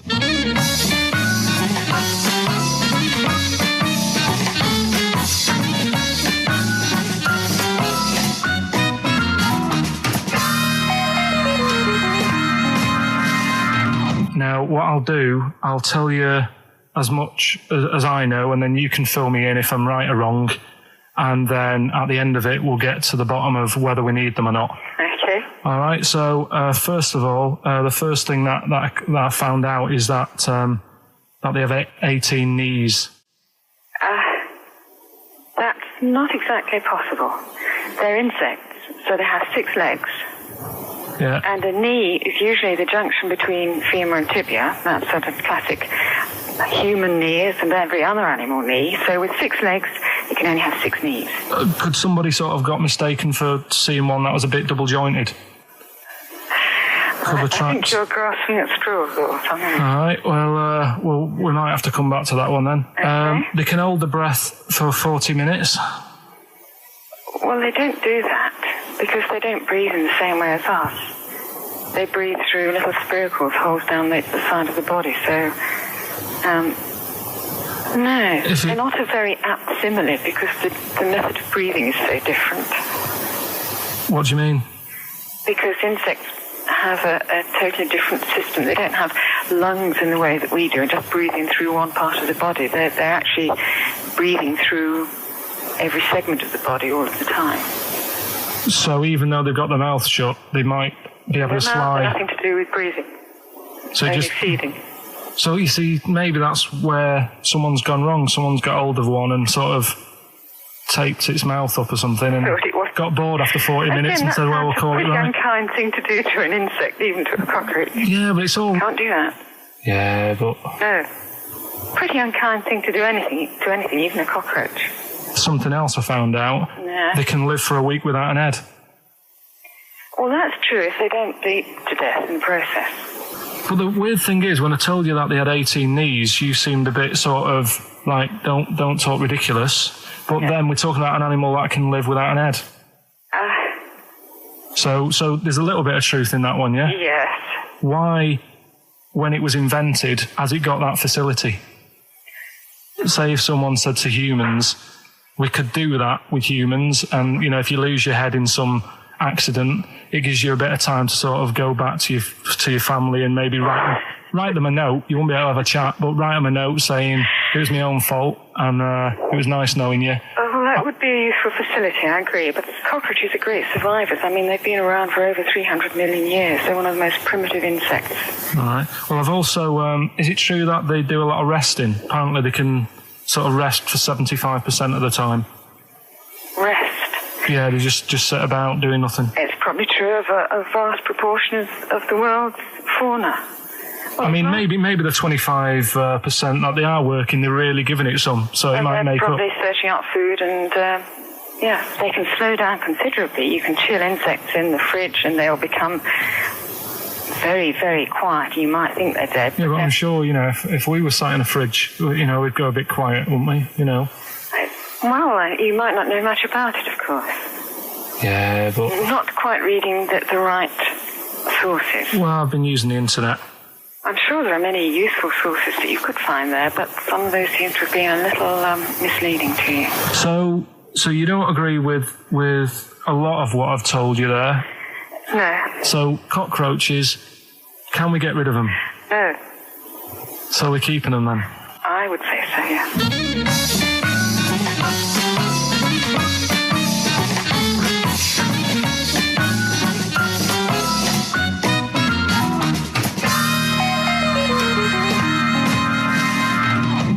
I think we should get her on more often because she sounds like she'd be a bit of an ally, really. Because she knew immediately that you were talking nonsense. She even said, I think you should be more concerned about your sources, which I've been trying to tell you for a year, right? The fact, I mean 18 knees, where did you get that from? It was on the internet. They can hold their breath for 40 minutes. I mean, I don't know what you read and take on. Mad world, don't it?